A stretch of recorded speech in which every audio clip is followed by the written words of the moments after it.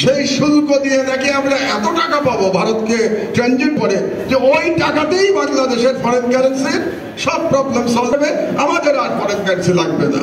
প্রিয় বাবু, আমি জানতে চাই আপনার কাছ থেকে এই গত বছরে ট্রেন থেকে কত ডলার করেছে বাংলাদেশ, আমি জানতে চাই।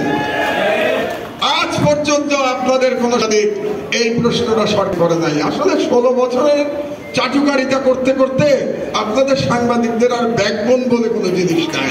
আপনারা যে মন্ত্রীকে তো শুধু চাটুকারিতা করেন, আপনারা মন্ত্রীকে তো কেউ প্রশ্ন করেন না।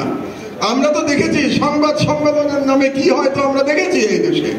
সুতরাং আমরা আজকে যদি আমার দেশ থাকতো, আমি বলে দিচ্ছি আপনাকে, আমার দেশ এতদিনে দেবপ্রিয়কে জিজ্ঞেস করতো দুটা প্রশ্ন, যে আপনি আমাকে হিসাব দেন, আপনি যে ট্রানজিটের পক্ষে ওকালতি করতেন সেই ট্রানজিট দিয়ে আমরা কত টাকা আয় করেছি, কত ডলার আয় করেছি।